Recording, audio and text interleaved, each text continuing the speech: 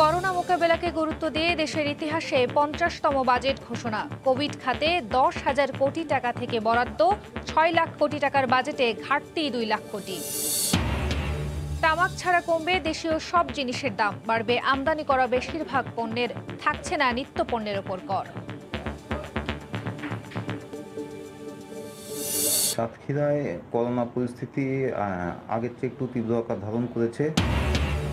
সীমান্ত জেলায় করোনায় আরও 9 জনের মৃত্যু। সাতক্ষীরায় শনিবার থেকে 1 সপ্তাহের লকডাউন। চিকিৎসায় বেসরকারি হাসপাতালে বিলের পাহাড়, ওষুধের খরচই লাখ লাখ টাকা।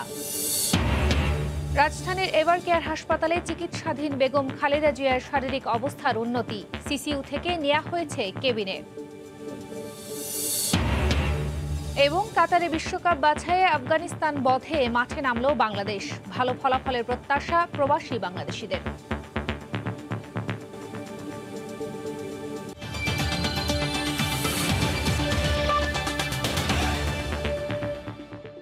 দেখছিলেন শিরোনাম, জনপদের সময়ের সঙ্গে আছি আমি খান তাজদিন আহসান।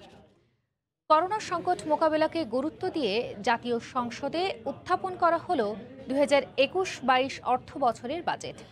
6,03,681 কোটি টাকার প্রস্তাবিত বাজেটে ঘাটতি 2,11,000 কোটি টাকা। জিডিপি প্রবৃদ্ধির লক্ষ্যমাত্রা ধরা হয়েছে 7.2%। সানবির রুপলের রিপোর্ট। গেল 2 বছরে কোভিড-19-এ তছনছ দেশের অর্থনীতি। জীবন হারিয়েছে বহু মানুষ, জীবিকা হারিয়েছেন অনেকে। কর্ম হারিয়ে অনেক ধনী মধ্যবিত্ত দাঁড়িয়েছেন দরিদ্রের কাতারে। কোভিড ঝড় এখনও থামেনি। এমন অনিশ্চয়তার মধ্যে জীবন ও অর্থনীতির সংকটের মুখোমুখি হয়ে আগামী অর্থ বছরের আয় ব্যয়ের হিসাব সংসদে উপস্থাপন করেন অর্থমন্ত্রী আ.হ.ম মুস্তফা কামাল। অর্থ বছরের বাজেট 2021-22 অর্থ বছরের বাজেটের আকার গেলবারের চেয়ে বেড়েছে 35,681 কোটি টাকা। রাজস্ব আয়ের লক্ষ্যমাত্রা ঠিক করা হয়েছে 3,89,000 কোটি টাকা। এর মধ্যে এনবিআরকে যোগান দিতে হবে 3,30,000 কোটি টাকা। 32,000 কোটি টাকা আয় করবে সঞ্চয়পত্র থেকে। এরপরও ঘাটতি থেকে যাবে 2,11,191 কোটি টাকা। স্বাস্থ্য খাতে অপ্রত্যাশিত প্রয়োজন মেটানো, অর্থনৈতিক কর্মকাণ্ড স্বাভাবিক রাখা, সফলভাবে কোভিড-19 প্রতিষেধক টিকাদান ও সর্বোপরি প্রান্তিক জনগোষ্ঠীর জীবন জীবিকার বিষয়টি বিবেচনায় নিয়ে মূলত 2021-22 অর্থ বছরের বাজেট প্রস্তুত করা হয়েছে। প্রস্তাবিত বাজেটে গুরুত্ব পেয়েছে মানব সম্পদ উন্নয়ন, স্বাস্থ্য, পরিবহন ও যোগাযোগ, শিক্ষা, সামাজিক নিরাপত্তা খাত। উন্নয়ন ব্যয় ধরা হয়েছে 2,37,078 কোটি টাকা। 68,000 কোটি টাকা ব্যয় করতে হবে ঋণের সুদ বাবদ। প্রস্তাবিত বাজেটে স্বাস্থ্য খাতে চলতি অর্থ বছরের চেয়ে কিছুটা বাড়িয়ে করা হয়েছে 32,731 কোটি টাকা। কৃষিতে 31,911 কোটি টাকা আর সামাজিক নিরাপত্তা খাতে বরাদ্দ 34,019 কোটি টাকা। 2021-22 অর্থ বছরে আমাদের বাজেটের আকার প্রাক্কলন করা হয়েছে 6,03,681 কোটি টাকা। দেশের ইতিহাসের প্রস্তাবিত 50তম বাজেট নিয়ে সংসদে আলোচনার পর 30 জুন পাশ করা হবে। আগামী অর্থ বছরের জন্য বিশাল অঙ্কের বাজেট পেশ করা হলো সংসদ ভবনে। তবে এই বাজেটটি করোনা সংকট কাটিয়ে অর্থনীতির ধাক্কা কতটা মোকাবেলা করতে পারবে সেটি এখন বড় চ্যালেঞ্জ। সানবির রুপল, সময় সংবাদ, ঢাকা। প্রস্তাবিত বাজেটে স্বাস্থ্য খাতে বরাদ্দ রাখা হয়েছে 32,731 কোটি টাকা। এর মধ্যে ভ্যাকসিন কার্যক্রম ও করোনা চিকিৎসায় এবারও 10,000 কোটি টাকার থেকে বরাদ্দের প্রস্তাব দিয়েছেন অর্থমন্ত্রী। খরচের ক্ষেত্রে সঠিক ব্যবস্থাপনা ও স্বাস্থ্য মন্ত্রণালয়ের জবাবদিহিতা নিশ্চিত করার তাগিদ দিয়েছেন অর্থনীতিবিদরা। হরিপদ সাহার রিপোর্ট। সাম্প্রতিক সময়ে করোনা মহামারী বিশ্বের বিভিন্ন দেশে অর্থনীতিকে টালমাটাল করে দিয়েছে। তাই পরপর 2 অর্থ বছরের বাজেটে গুরুত্ব পাচ্ছে স্বাস্থ্য খাত। করোনা ও স্বাস্থ্য খাতের সার্বিক পরিস্থিতি বিবেচনায় 2021-22 অর্থ বছরের প্রস্তাবিত বাজেটে বরাদ্দ 3,500 কোটি টাকা বাড়িয়ে করা হয়েছে প্রায় 33,000 কোটি টাকা। প্রতি মাসে করোনা ভ্যাকসিনের আওতায় আসবে 25 লাখ মানুষ। বিগত বাজেটের ন্যায় কোভিড-19 মোকাবেলায় স্বাস্থ্য সেবা বিভাগের আওতায় বিশেষ কার্যক্রম বাস্তবায়নের জন্য পুনরায় 10,000 কোটি টাকার থোক বরাদ্দের প্রস্তাব করা হচ্ছে।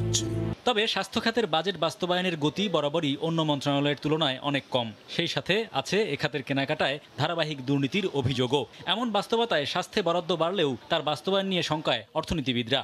সরকারের যে অভিপ্রায় সেটা কিন্তু তার মন্ত্রণালয়গুলো তারা কিন্তু তৈরি না, সে অভিপ্রায়টা বাস্তবায়ন করা, এবং সেটি আমরা দেখেছি পুরো 1 বছর ধরে যে স্বাস্থ্য খাতের জন্য যে অতিরিক্ত বরাদ্দগুলো করা হয়েছিল তার বেশিরভাগই কিন্তু খরচ করা যায়নি। আমরা জানি যে সংস্কারগুলো, বিভিন্ন ধরনের গবেষণা হয়েছে স্বাস্থ্য খাতের সংস্কারের বিষয়গুলো নিয়ে, সেই সংস্কারগুলো বাস্তবায়ন করতে হবে এবং একটা জবাবদিহিতা এবং স্বচ্ছতা জায়গায় আনতে হবে স্বাস্থ্য খাতের পুরো প্রক্রিয়াটা। করোনা ভাইরাস মোকাবিলায় টেস্টিং কিট, বিশেষ মাস্ক, পিপি, হ্যান্ড স্যানিটাইজার উৎপাদনের কাঁচামালে শুল্ক ছাড় অব্যাহত রাখা সহ ওষুধ শিল্পের সুরক্ষায় স্থানীয়ভাবে উপকরণ এবং চিকিৎসা সামগ্রী উৎপাদনে কাঁচামাল আমদানিতে কর রেয়াত বেড়েছে। ওয়ার্ল্ড ব্যাংকে 600 মিলিয়ন এবং আরও দুটো সংস্থাদের 200 মিলিয়ন সহ 800 মিলিয়ন যে টাকাটা রাখা হয়েছে, সেই টাকাটা যদি ঠিকঠাক মতো ব্যয় করা যায় তাহলে এখানে কোভিডের ভ্যাকসিন সহ যে অক্সিজেনের যে ব্যবস্থা হওয়া দরকার সেখানে আমার মনে হয় যে গতি আসবে। এর বাইরে যে 10,000 কোটি টাকার যে থোক বরাদ্দ রাখা হয়েছে, যদি আমরা এই টাকাটা ঠিকঠাক মতো খরচ করতে পারি, দুর্নীতিমুক্তভাবে খরচ করতে পারি, তাহলে আমার মনে হয় যে কোভিড ম্যানেজমেন্টে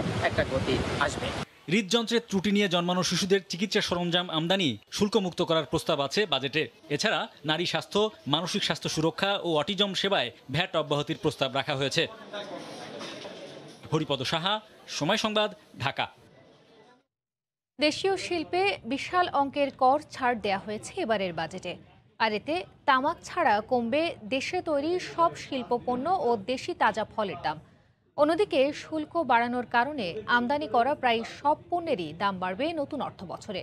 তবে ক্যান্সারের ওষুধ তৈরির কাঁচামাল আমদানিতে শুল্ক ছাড় দেওয়া হয়েছে। নতুন বাজেটে দাম বাড়া কমার আরও তথ্য থাকছে জুবাইর ফয়সালের রিপোর্টে।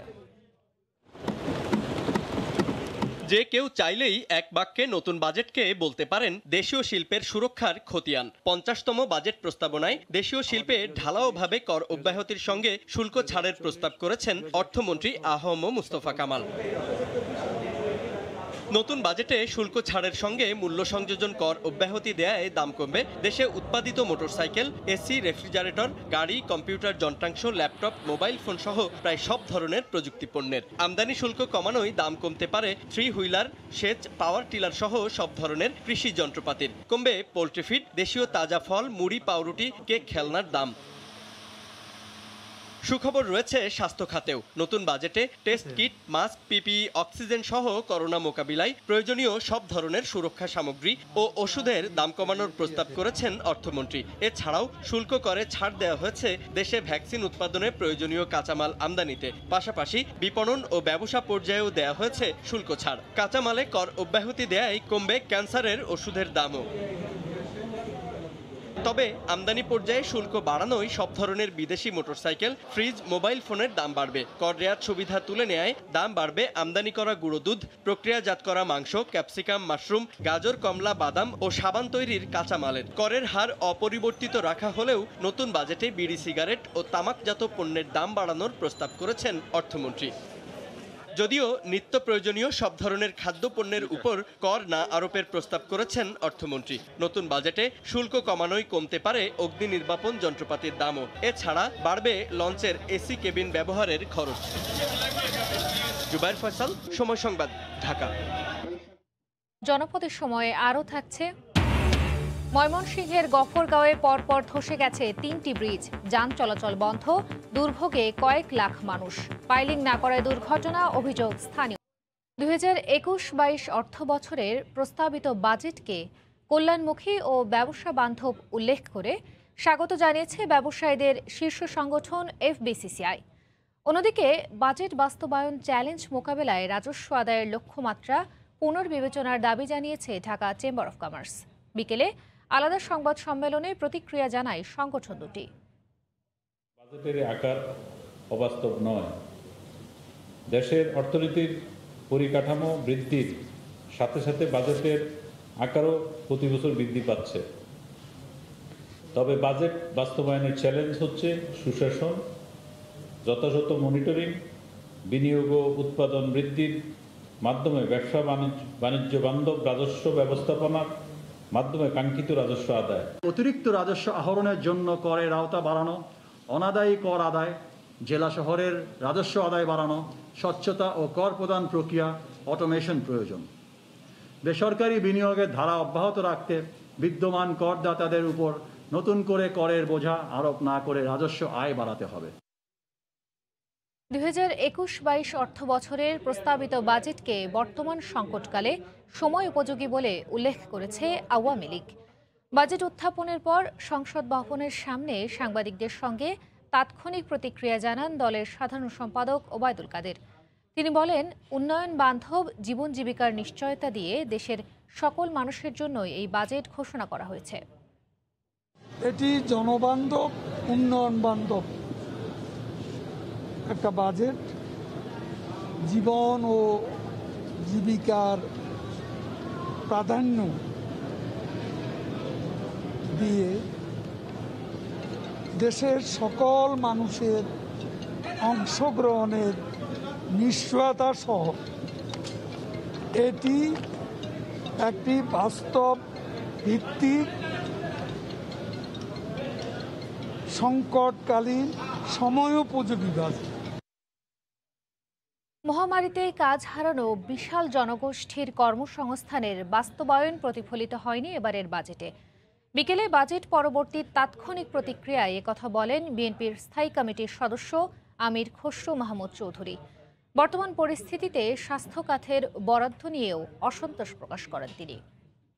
এরকম একটি দুঃসময়ে যেখানে মানুষ দুঃসহ জীবনযাপন করছে, গতানুগতিক বাজেট দিয়ে বিশেষ করে নিম্ন আয়ের মানুষ যারা আছে তাদের প্রতি অবিচার করেছে। স্বাস্থ্য খাতে আপনি সবচেয়ে বেশি ব্যয় করতে হবে, শিক্ষা খাতে ব্যয় করতে হবে যদি আগামী দিনের অর্থনীতির কথা আপনি চিন্তা করেন। আওয়ামী লীগ যে অর্থনৈতিক মডেল সৃষ্টি করেছে স্বজন তুষ্ট, গোষ্ঠী তুষ্ট করার জন্য যে মডেল সৃষ্টি করেছে, এই মডেল থেকে বেরিয়ে এসে ইকোনমিকে রিসেট করতে হবে। করোনা প্রসঙ্গ। সীমান্তবর্তী কয়েকটি জেলার করোনা পরিস্থিতি ভয়াবহ রূপ নিচ্ছে। বৃহস্পতিবার দুপুর পর্যন্ত 24 ঘন্টায় রাজশাহী অঞ্চলে মারা গেছেন আরও 9 জন। এর মধ্যে শুধু চাঁপাইনবাবগঞ্জেরই 5 জন। এদিকে সাতক্ষীরায় করোনা সংক্রমণের হার একদিনে 53% ঠেকেছে। এ অবস্থায় শনিবার থেকে এক সপ্তাহের জন্য বিশেষ লকডাউন ঘোষণা করা হয়েছে প্রশাসন থেকে। রাজশাহী মেডিকেলে একদিনে আরও 9 জন করোনায় মারা গেছেন। এর মধ্যে চাঁপাইনবাবগঞ্জের 5 জন, রাজশাহীর 2 জন এবং নওগাঁ ও পাবনার 1 জন করে একদিনে নমুনা পরীক্ষায় 264 জনের মধ্যে 98 জন শনাক্ত হয়েছেন। আক্রান্তের হার 40%। হাসপাতালে ভর্তি আছেন উপসর্গ নিয়ে 224 জন। রোগী নিয়ে আসলে আমাদের চাপে আমরা অবশ্যই হিমশিম খাচ্ছি, কারণ এখানে রোগী যেগুলো আসছে সেগুলোকে অক্সিজেন স্যাচুরেশন খুবই কম, অক্সিজেন লাগতেছে, যার ফলে সার্বক্ষণিক তাদের মনিটর করতে হচ্ছে। সাতক্ষীরায় ভয়াবহভাবে করোনা আক্রান্তের সংখ্যা বাড়তে থাকায় শনিবার থেকে 7 দিনের বিশেষ লকডাউন ঘোষণা করেছে জেলা প্রশাসন। গত 24 ঘন্টায় 93 জনের করোনা পরীক্ষা করে 50 জনের পজিটিভ রিপোর্ট এসেছে। করোনা শনাক্তের হার 53%। 295 জন করোনা উপসর্গ নিয়ে বিভিন্ন হাসপাতালে ভর্তি রয়েছেন। এর মধ্যে 52 জন করোনা পজিটিভ। জেলা থেকে দূরপাল্লার কোনো বাদ যাবে না। আন্তঃজেলা উপজেলা বাস চলাচল, বাস, মিনি বাস, সকল ধরনের সিএনজি, অটোরিকশা, মোটরসাইকেল, সকল ধরনের পরিবহন, গণপরিবহন চলাচল সম্পূর্ণরূপে বন্ধ থাকবে। এদিকে করোনায় আক্রান্তের হার বেড়ে যাওয়ায় নওগাঁ পৌরসভা ও নিয়ামতপুর উপজেলায় এক সপ্তাহের বিশেষ লকডাউন শুরু হয়েছে। বর্তমানে জেলায় 63 জন করোনা রোগী এবং উপসর্গ নিয়ে 110 জন বিভিন্ন হাসপাতালে ভর্তি রয়েছেন। জেলায় সংক্রমণের হার প্রায় 39%। যেহেতু নওগাঁতে করোনা পরিস্থিতি খারাপ, তো সেটা যেন আর খারাপ না হয় সেজন্য যতটুকু করা সম্ভব আমাদের প্রশাসন এবং পুলিশ বিভাগের সহায়তা আছে, অন্যান্য দপ্তরের সহায়তা আছে, আমরা সেটুকু করার চেষ্টা করব। চাঁপাইনবাবগঞ্জে 7 জুন পর্যন্ত 2 সপ্তাহের বিশেষ লকডাউন চলছে। সদর হাসপাতালে ভর্তি আছেন 20 জন রোগী। এখানে কোনো আইসিইউ ব্যবস্থা নেই।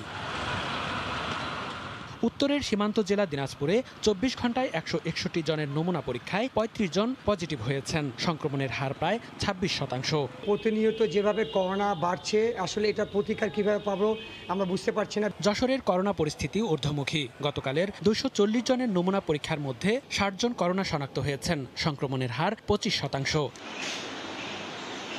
এছাড়া গত 24 ঘন্টায় খুলনায় 33 জন, ঠাকুরগাঁওয়ে 17 জন, নাটোরে 14 জন এবং জামালপুরে 13 জন শনাক্ত হয়েছেন।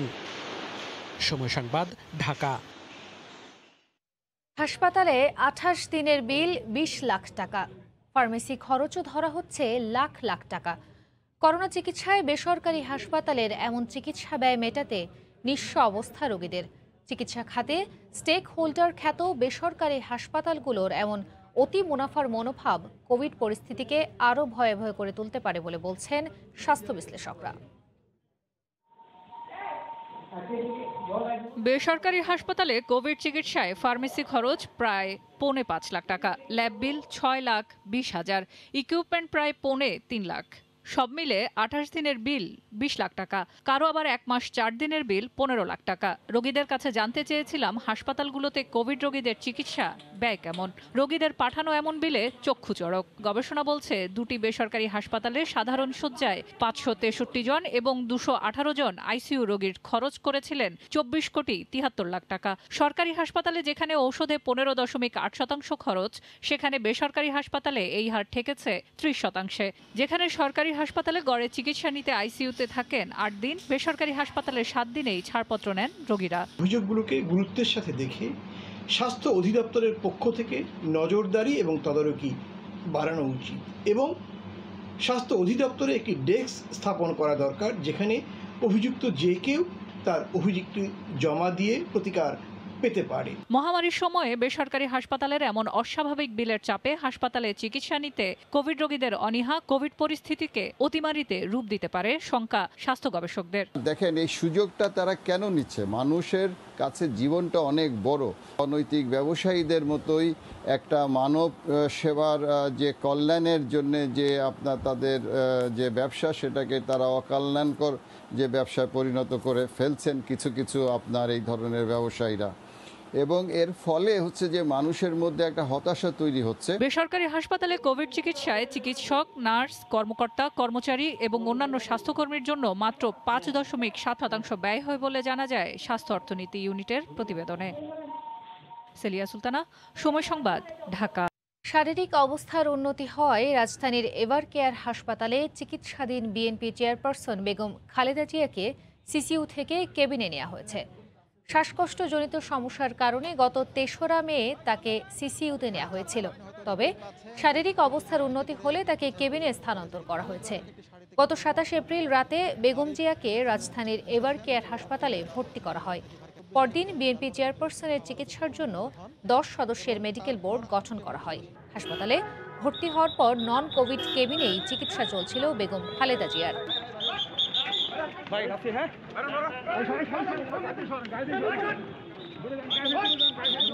সালে দিনমজুর পরিবারে জন্ম নিয়েছে পেট জোড়া লাগানো যমজ কন্যা শিশু।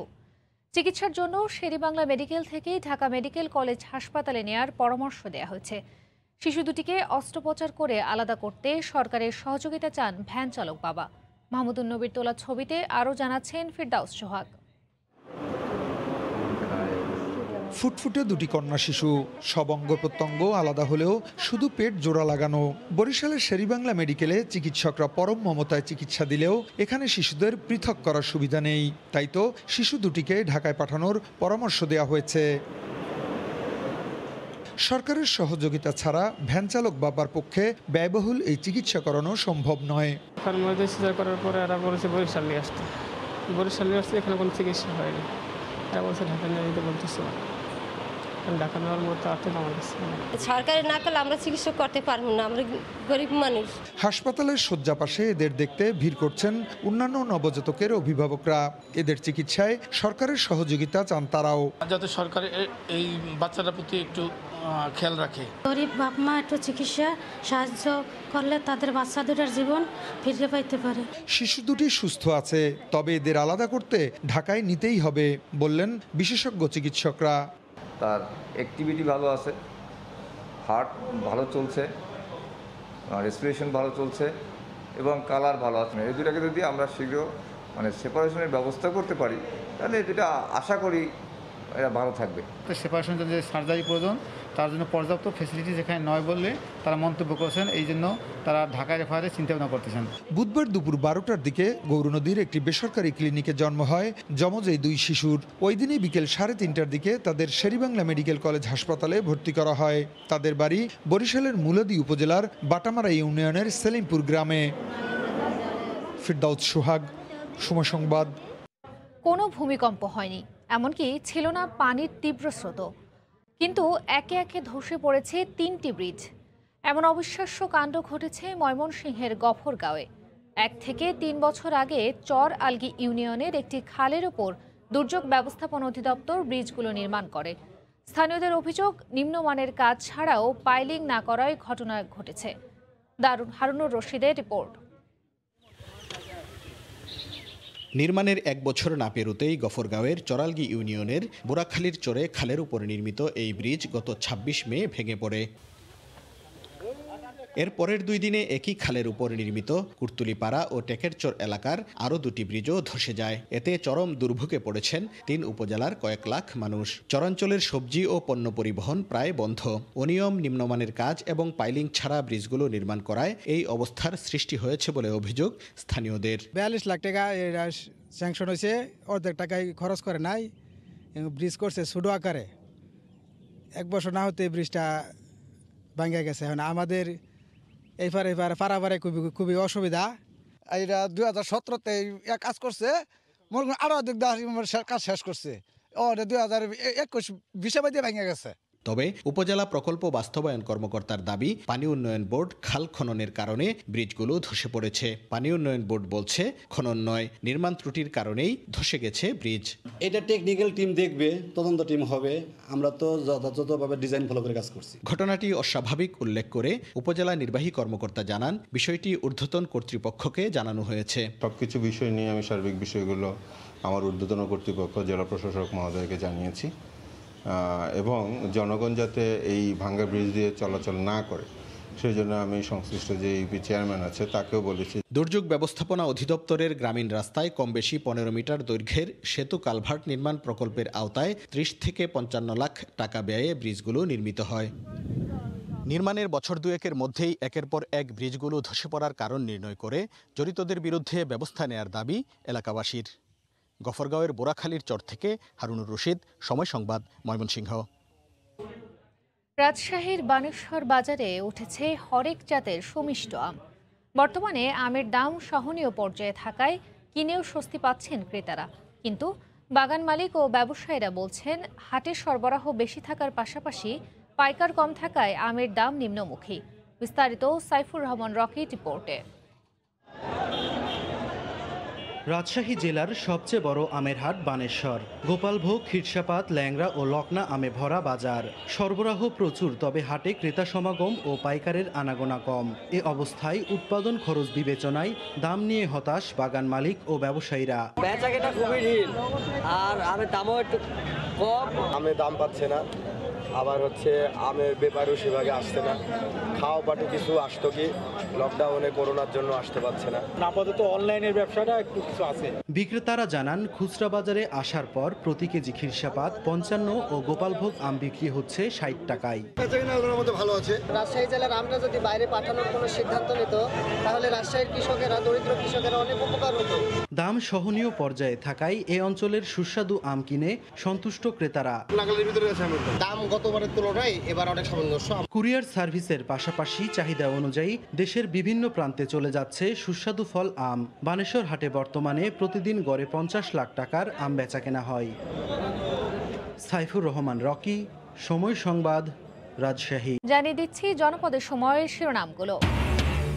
করোনা মোকাবিলাকে গুরুত্ব দিয়ে দেশের ইতিহাসে 50তম বাজেট ঘোষণা। কোভিড খাতে 10,000 কোটি টাকা থেকে বরাদ্দ, 6 লাখ কোটি টাকার বাজেটে ঘাটতি 2 লাখ কোটি। তামাক ছাড়া কমবে দেশীয় সব জিনিসের দাম, বাড়বে আমদানি করা বেশিরভাগ পণ্যের, থাকছে না নিত্য পণ্যের ওপর কর। সাতক্ষীরায় করোনা পরিস্থিতি আগের চেয়ে একটু তীব্র আকার ধারণ করেছে। সীমান্ত জেলায় করোনায় আরও 9 জনের মৃত্যু। সাতক্ষীরায় শনিবার থেকে 1 সপ্তাহে লকডাউন, চিকিৎসায় বেসরকারি হাসপাতালে বিলের পাহাড়, ওষুধের খরচই লাখ লাখ টাকা। এই ছিল এখনকার মতো, সঙ্গে থাকুন সময়।